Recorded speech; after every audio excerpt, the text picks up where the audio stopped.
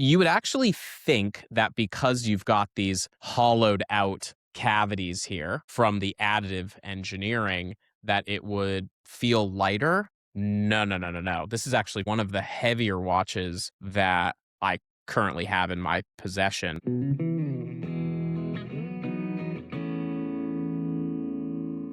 Oh, Lagunitas. Yeah, something just hometown favorite. Can't go wrong. It reminds me of home very much. I'm on the Sweetwater 420 train.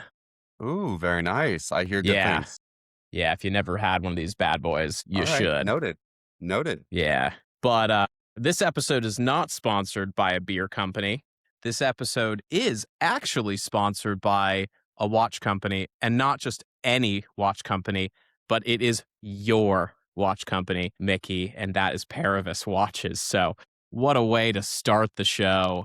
Welcome to Watch the Tech, my friend. Thank you very much, man. Cheers to that. We're incredibly Cheers. proud to be here. Cheers to that.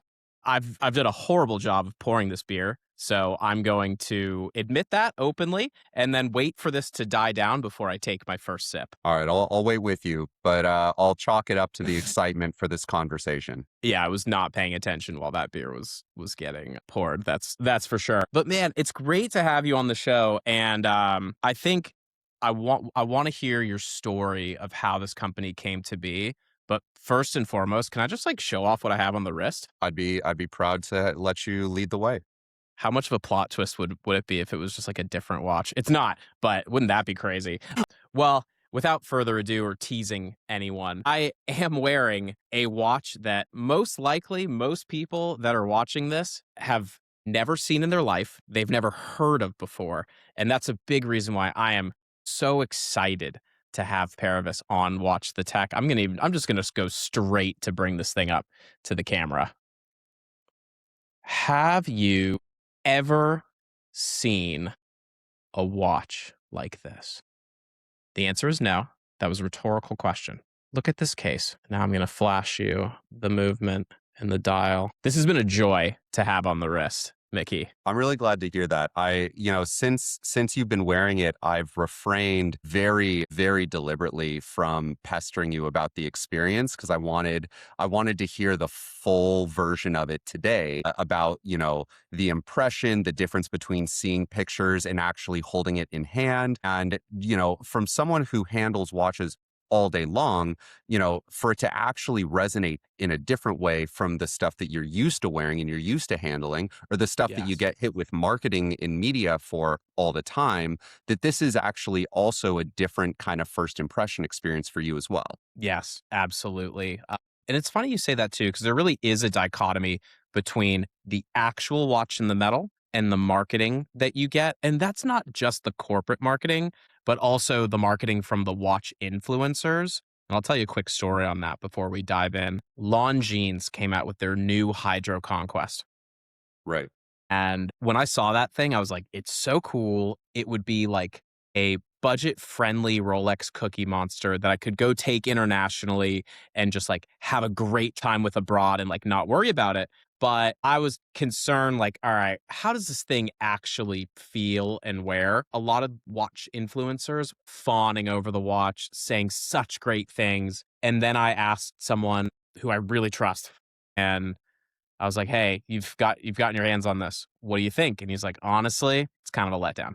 And this is someone I really trust their opinion. That's not to say that they're right or wrong, but it just does go to show that, there's opinions and then there's marketing. So, Of course. anyways, what I'd like to know first and foremost is, where does the name come from? Where does Paravis come from? That's a great place to start. So Paravis is a contraction of a Latin phrase that one of the original founders, actually the first one who I brought in to join me on this, named Justin Chang, we met at Raytheon and we were sitting on his couch trying to come up with a name. And it was us and Google Translate. And we knew that we were searching for something that had, deep roots that could speak to our story and our process. And so we were looking for something in the vein of our manufacturing process. And so, loosely translated, the full phrase "pario pulvis," which Paravis is contracted from, means created from dust, and roughly translated. But that is the additive manufacturing process. The metal starts in a powderized form and builds from there to kind of the birth of this company and the birth of this product, starting really just out of nothing but an idea, as all companies do. But for us, to build something from not existence into existence, just that really resonated for us, and that became how we decided to name the company. Okay. I love the lore already. It's giving Dune, it's giving Lord of the Rings. My little Mm, nerd heart is having a field day with this. right there with But you. one does not simply start a watch brand. One first must be interested in watches. Someone's going to catch that reference. So, Mickey, how did it come to be? Like, take me back. What got you or who got you into watches? Yeah, it definitely started for me personally as a family passion. There's been tradition for generations where upon reaching the first milestone, father buys son his first real watch. And so I received mine when I graduated college. It's a Breitling Colt that is still beloved today. It has many signs of wear over the years. And as I have gotten better at wearing it, like, I'm learning how to care for these beautiful objects, but it's also part of the character that I know that this one is mine. So that's where the real root of the passion began. And then where it really started to take shape in forming a watch company that is backed by that passion was I've always had a design creative element to my personality that I think feeds into this company. But as I was going through my academic years, I was in graduate school doing mechanical and aerospace engineering, and I was working at a machine shop. And my advisor at the time said, everybody has to come up with a project. So this is roughly 2016. Said, everybody has to come up with a project that showcases what these machines are capable of. So keep in mind, this is a CNC machine, so it's subtractive and not additive, but everybody else was machining things like a miniature Eiffel Tower or a like 100-to-1 scale of a motorcycle. So incredible detail, incredible skill that it takes to produce these things, but ultimately desk ornaments.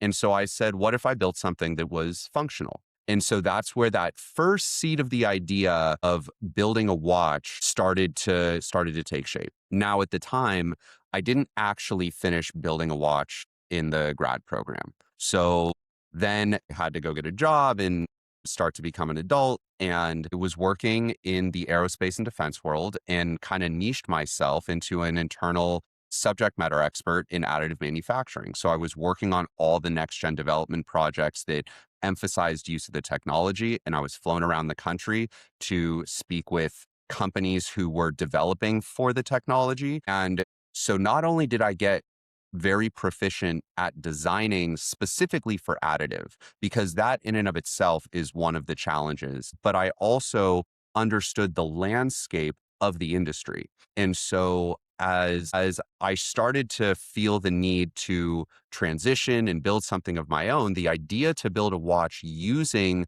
the technology and knowing that the big companies were not really exploring this in a meaningful way because they already have their processes. They're already so iconic and so proven that they're not going to just completely shift gears.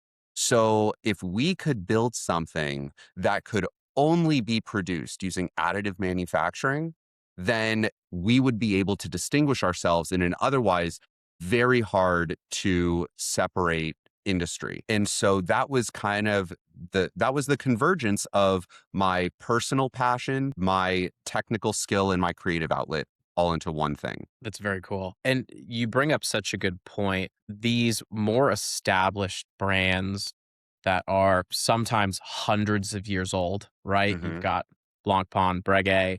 They have had that chance to kind of hone their identity for a very long time. Like you can't necessarily catch up to that. And they also suffer Right. from oftentimes the innovator's dilemma or the designer's dilemma where they've come up with their hit, right? You've got the Panerai Luminar. I mean, they've got some others too, but like that's the iconic design. You've got Exactly.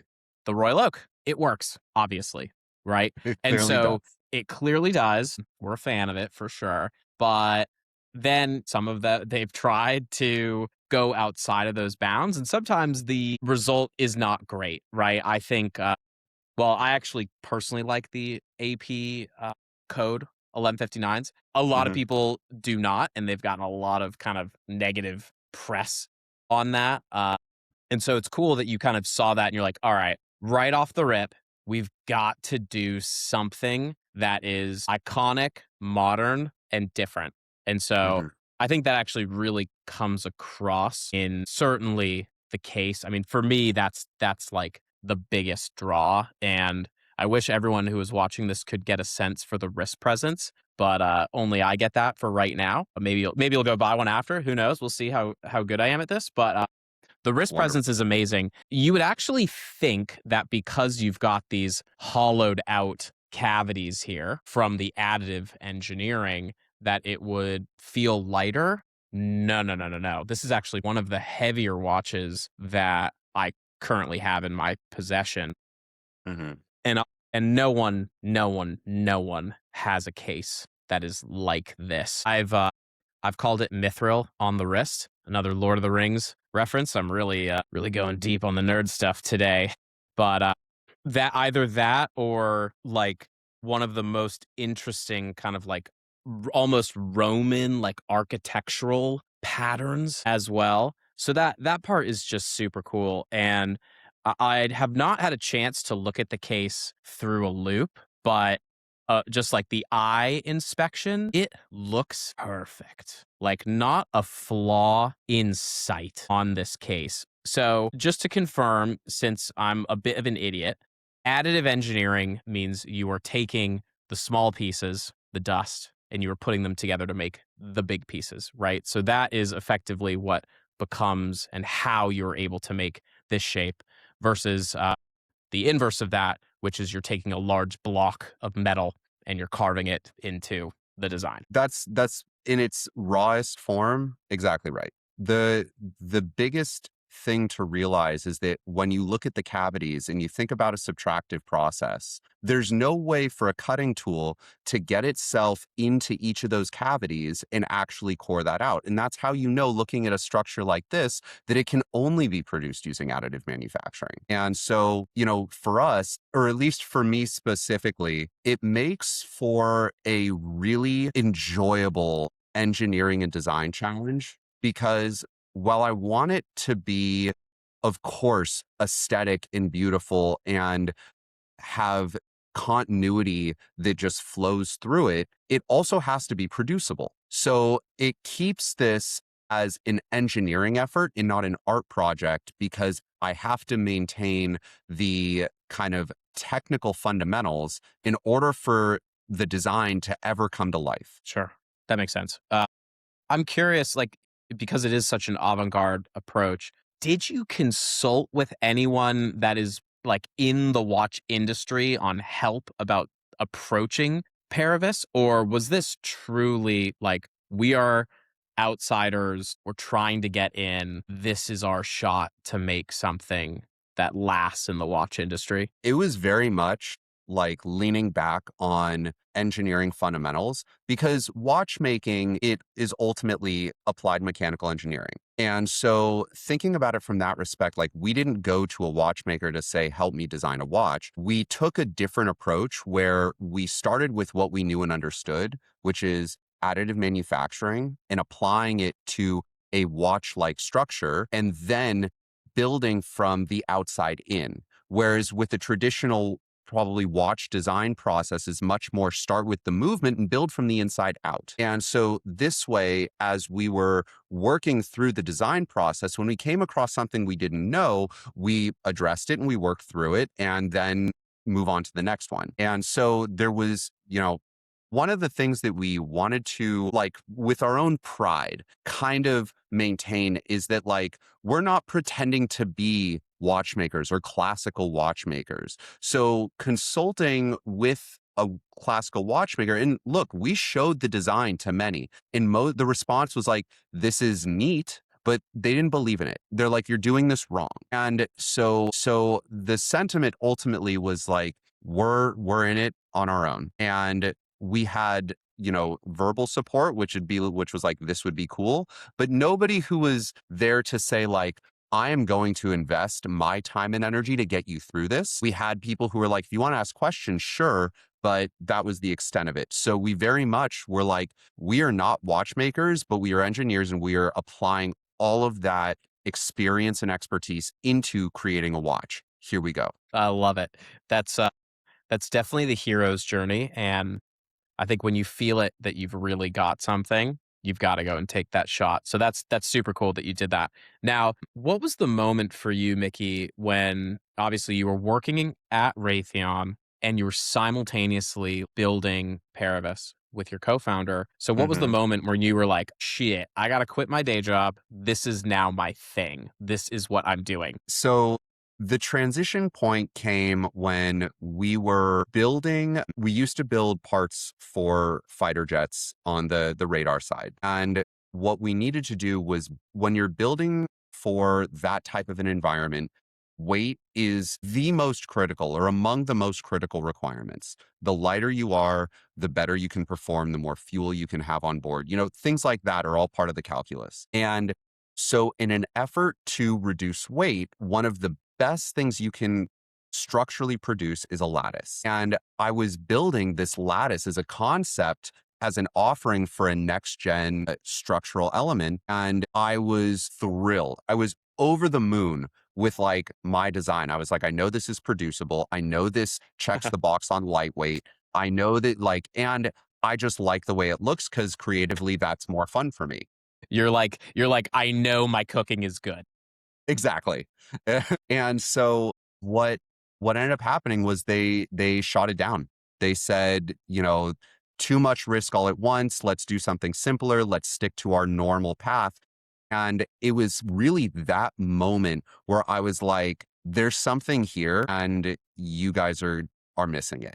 And so one of the other things that I realized in that moment was that all of those things I'd ever designed and built for that world, that environment, nobody will ever see and appreciate. So even if they had let me build this, no one would ever see it. And no one would really appreciate the beauty that a really detailed lattice structure can exemplify.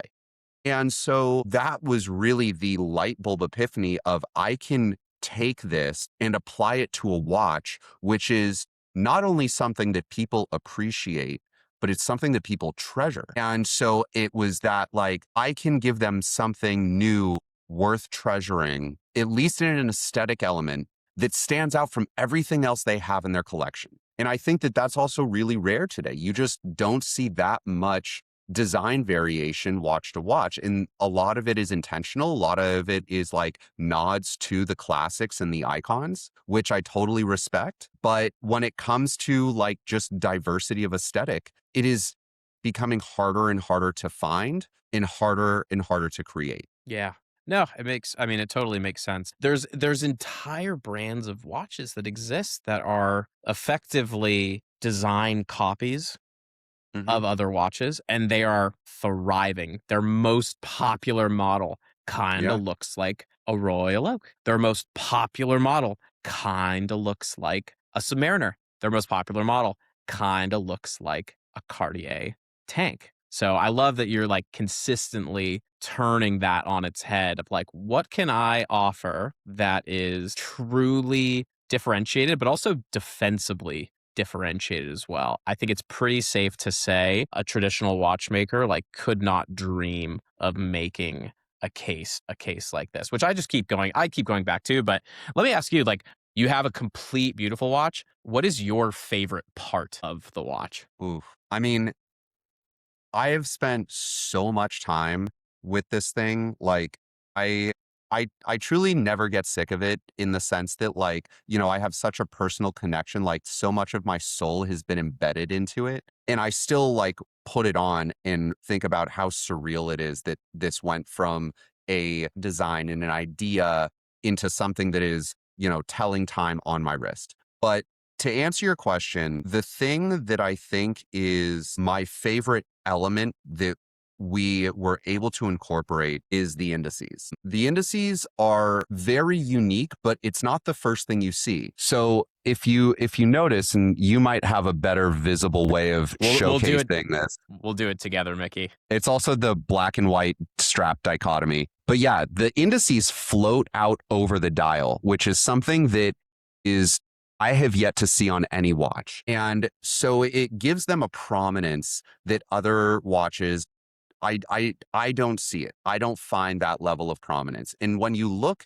closer, you'll see that they're actually quite tall. So the indices, because of additive manufacturing, are printed with hollow cores. And so this way, what I'm able to do is we embed a spring buried in the back and then a tritium tube inside the hour index. And what I really, really like about that is I've always enjoyed tritium from a functional standpoint where it glows at a really nice level without any charging, but everyone else either glues or bonds it just to the surface. And so you kind of have this like, to me, it just doesn't integrate as well with the watch. But the technology is so functional that for us to be able to embed the tritium tube is actually like that was a real engineering challenge because you're trying to snap a piece of glass inside a metal house. And so figuring out how to do that was more than just CAD design. It was like, all right, we're going to print some watches and you have to invest because you have to get it in metal.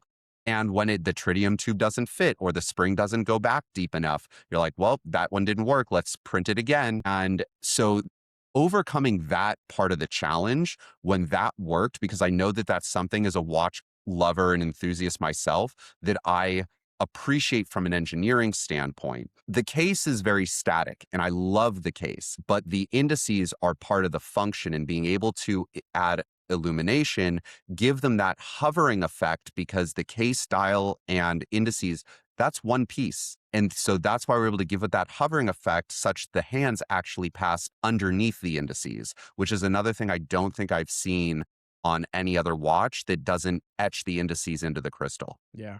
I'm so glad you brought up the hour markers because I learned that they were tritium in a backwards way. The first night that I had the watch, I hit it with a UV flashlight because I was like, I just want to light this sucker up, and the hands went beautifully.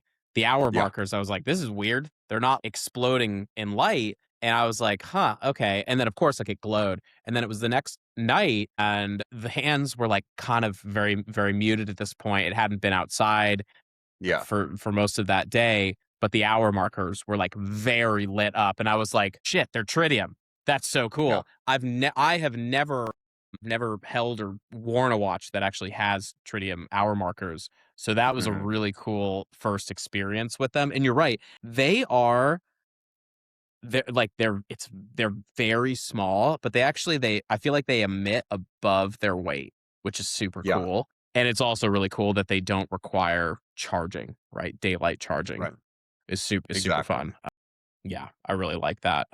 And yeah, the floating hour markers is a very interesting move too. And I guess that inner case ring is a very cool matte steel finish, I would say. So it also gives you really great legibility Mhm. of the glossy blue hands, I would say, Yeah. which I very much like and appreciate. And what you were just describing too, like hundreds of different decisions went into making this watch, probably thousands of different decisions. And like, I'm sure there was a lot of change along the way. I'm sure there was a lot of challenges along the way. So tell me something that like no one else knows about like one of the challenges when you were designing the first iterations of this watch. I'd love to kind of hear about that. So, yeah, I'll give you a peek behind the curtain a little bit. War story time.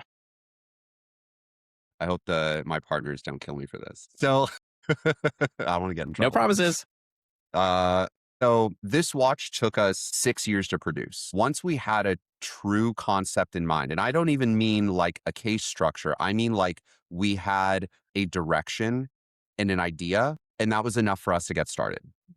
Everyone could see what the opportunity was, and we were like, all right, let's just pull this thread and see where it goes. And so we started the design process back in 2020, and the design for this case structure, which we're calling Genesis, the Genesis case or the Genesis collection, and this specific model with the skeleton being the XO1. This was effectively defined, not finalized, but defined by 2021. So, to give a little bit of context on that process, working through the CAD design phase of creating the lattice structure, because keep in mind, there's nothing conventional or traditional about how this watch was conceived, let alone produced. So it wasn't here, let's start with some paper and come up with a like exterior visible finish that we're going to try to replicate. It was much more of kind of like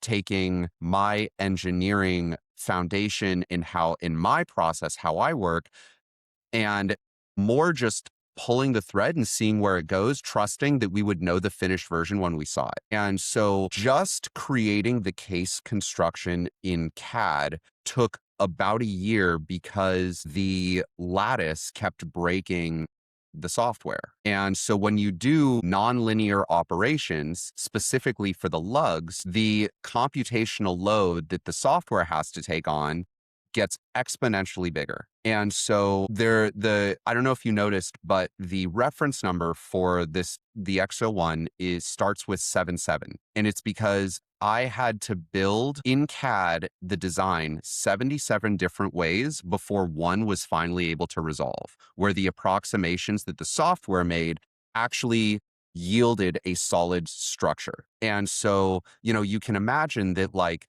you're designing in CAD, you have to click one operation and then the wheel just starts spinning. And so, I'd work my day job from 9 to 5, and then I'd come home, and after dinner, I'd work from like 8 to 2 on Paravis. And sometimes that was attempting 2 operations. It's like 4 mouse clicks. And then I'd wait and hope. And so but we knew the direction we wanted to go. And as with additive manufacturing, same thing with the digital technology, is it's always evolving and it's always improving. So I knew it was only a matter of time. But that's all the way back to the beginning of how this case was actually conceived. Then we get into the manufacturing process. This is the part where, we wouldn't necessarily advertise this, but the first version that we came up with, we wanted to do a solid printed dial. So it was part of the monolithic case structure to have a dial on the watch. And we were going to do a very classic, hour, minute, second, date complication set. And when we started machining the dial, and a watch dial gets down to usually about 350 to 400 microns. And as we have been part of the process of developing additive manufacturing technology, or learning which elements of the additive manufacturing technology, because there's multiple ways to do it. There's multiple technologies under that umbrella. Which versions are viable for us and which are not. We were burning holes in the dial. It was not machining to the thicknesses that we required. And so it was at that point that we were saying, is this even viable for us to continue? Because we don't know how long it's going to take for the powder manufacturing companies and the printer manufacturing companies to actually dial this in to where we can trust the mechanical properties of the metal itself. And so in a way to not be hamstrung by that, we pivoted to a skeleton. No dial necessary. And so, but this afforded us something that we actually, when we talk about changing course and being happy about those changes, is that we now get to showcase the movement really, really prominently and boldly. And what I think that does for people who are still very, very traditional in how they think about watches and what they look for in watches, is that we show the most cutting edge in modern manufacturing technology juxtaposed with the purest heritage driven legacy of watchmaking. And you see them both in the same glimpse. And that was something that we didn't think about until we Mm. ended up there. Wow. Okay, that's cool. So you'd actually tried a solid dial and then had moved on to make it work for you. So walk me through it, start to finish in making one Paravis XO1. Mhm. How much time does it take? So we're talking about months. That's the order of Really? magnitude we're talking about. Yeah. To make one So watch? to make one watch, it is a very arduous and detailed process. So I'll walk you through it. First, you start with printing. Printing is not a control P outspits, out comes a watch from the machine. It is a very, very detailed sequence of steps where the first step is construct the watch, the geometry, but based on the specific additive process that we use, after the print, which is a 6 to 8 hour process in and of itself, we won't talk about labor of like loading files and getting the machine to where it needs to be. Just once the machine is running and someone can, go to sleep for the night, that's already, half a day. Then once the watch comes out of the machine, because of the level of intricacy of the lattice, you have to manually clean every single element. Because one of the things that you noticed is that like there's no artifacts of the process. There's no difference in cavity size, that the openings are equally clean.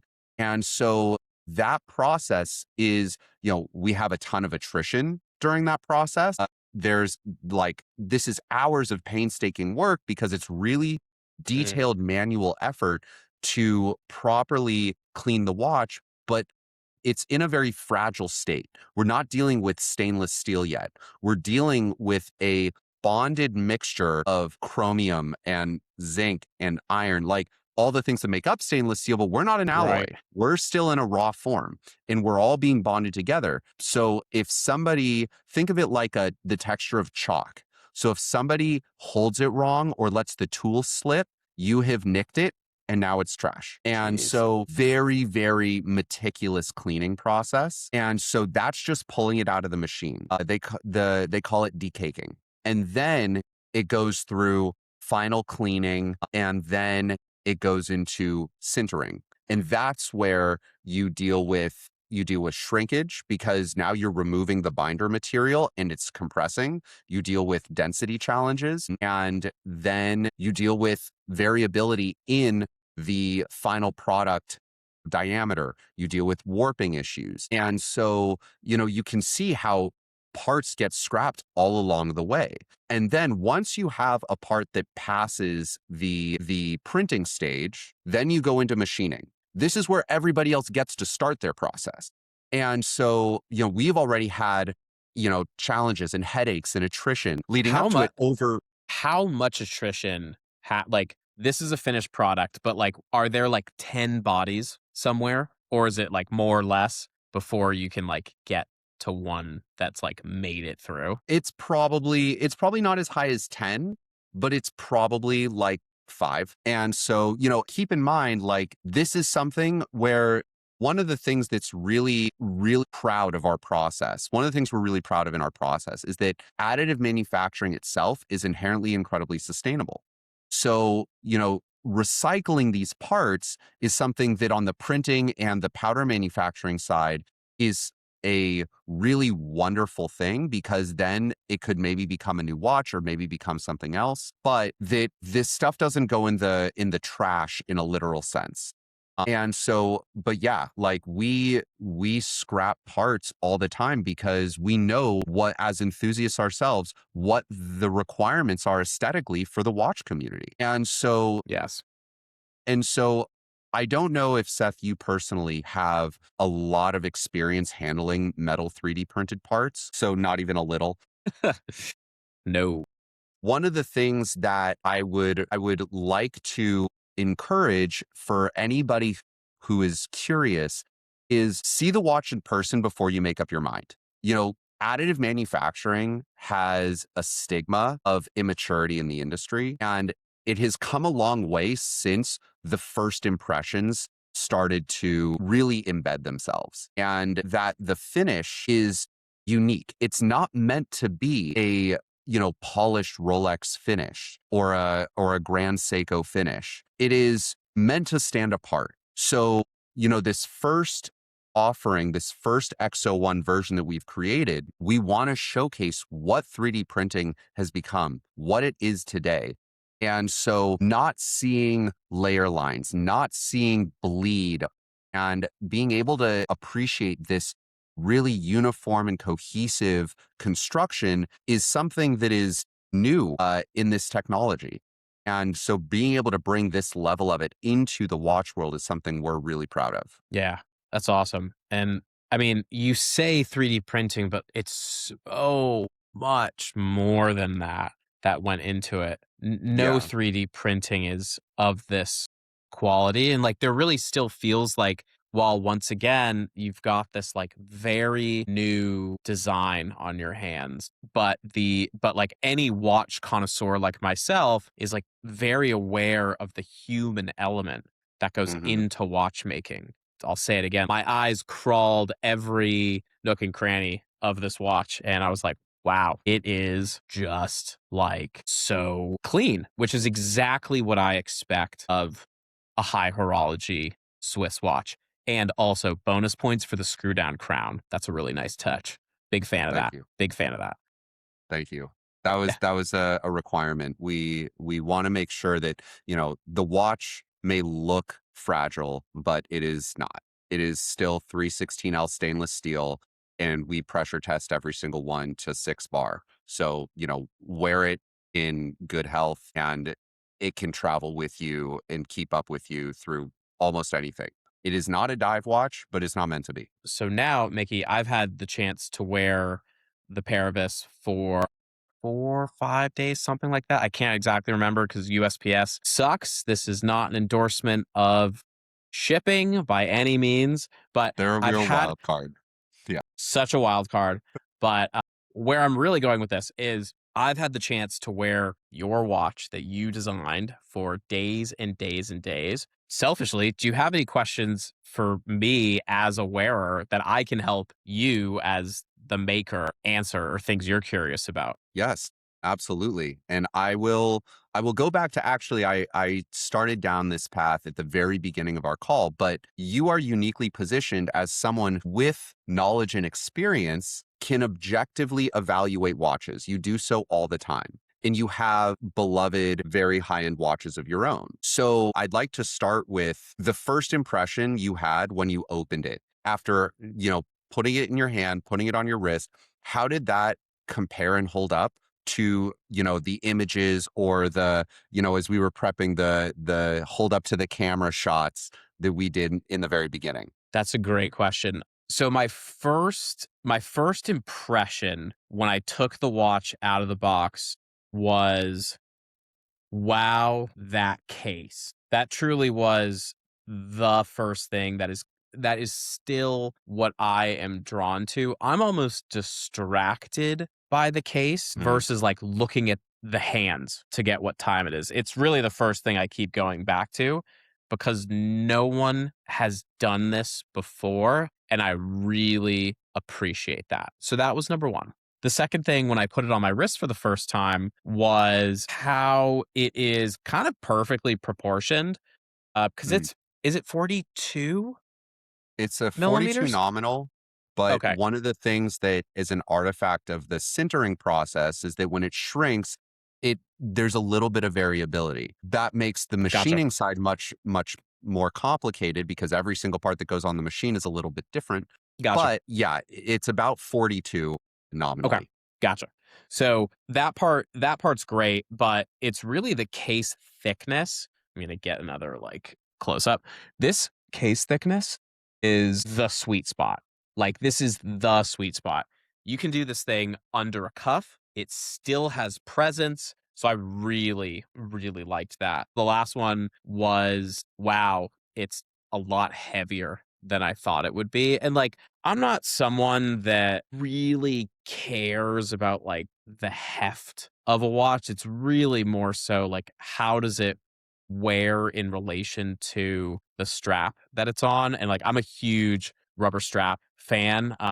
Shout Perfect. out to D-Lugs. I've never actually worn a D-Lugs strap ever, and it's so nice. The butterfly also But the clasp, of a the favorite. clasp is so cool. Like actually the very first butterfly clasp like this that has that kind of snap that I've ever worn was a Richard Mille. So I'm like, all right, I'm getting like an element of a Richard Mille on my wrist, which is not a bad thing in my book. Many people have varying views about their watches, but Yeah, but the I clasp I think is pretty agreed upon. yes, I think the clasp is pretty agreed upon. And for anyone interested, I am such a fan of the Bon Bon collection from 2019, and that's all I'm going to say about Richard Mille.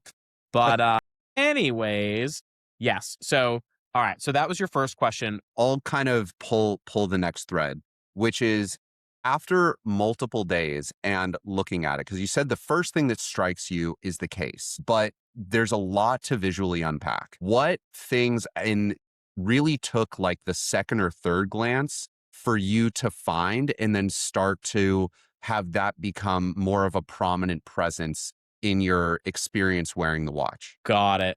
Okay. Yes. The tritium hour markers definitely came up, and that took me a little time before I was like, "Ah, I get it." I would say the next piece of that was the movement itself. It beats with amazing accuracy. Super accurate watch. I haven't had to adjust it once, which is really nice. Perfect. And the last thing I will say is even though I don't love an exhibition dial, it is really cool to catch little glimpses of the rotor going Hmm. by. I like very specifically see it most on from like in like the 9 to 12 quadrant of the Yeah. watch, and I see it swing by and I'm like, "All right, that's cool. That's cool. Like I did that." So, yeah, that's my next layer down Okay. as I've spent more time with the watch. I alluded earlier to that it may look fragile because of the lattice, but that it's not. And I wanted to see, if in the beginning you were like, ooh, this might be fragile once you put it on. But in terms of just like now that you've been wearing it, you feel the heft of the stainless steel. Do you get has that fragility been dispelled? Are you worried in any way about if you wear it somewhere where the lattice might get dirty, how you're going to manage that? Only because I know that there are people who have voiced Mm. concern about it, but that in wearing this watch now for a year, personally, I have not had to clean it once. Okay. It's interesting. Clearly that's like a concern that people have shared. I have Valid. not, I never shared or felt that way. And I mean it. And maybe it's because I'm too trusting, but I assume when someone hands me a watch that is not like a fine dress watch, it Hmm. is meant to be worn and fucked with.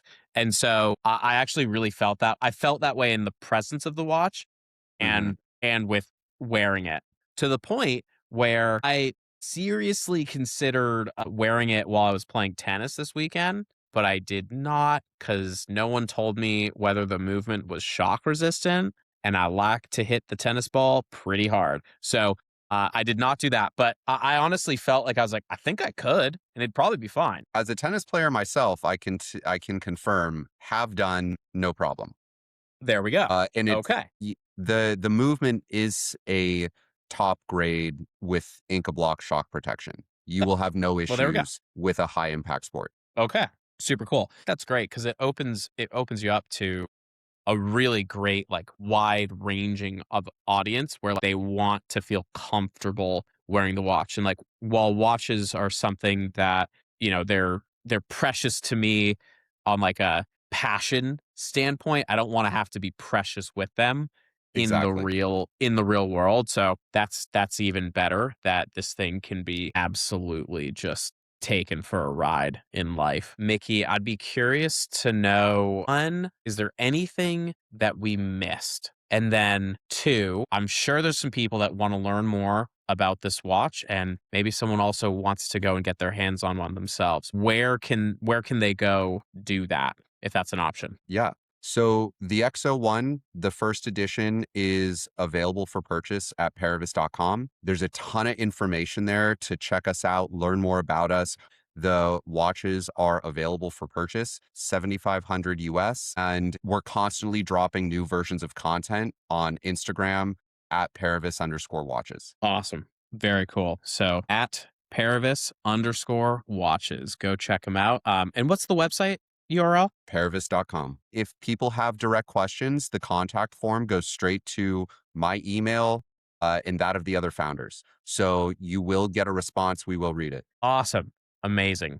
Well, seriously, Mickey, thank you for spending some time with me on Watch the Tech. This is truly a treat for me to get hands on and also to get some time with someone who's building an American watch from the ground up that is unlike anything else that I've ever seen in watches. So Very thank you glad to for hear it. coming on. Thank you to everyone that gave this a listen. This episode is sponsored by Paravis, so definitely go check them out. It mean the world to me. Thank you.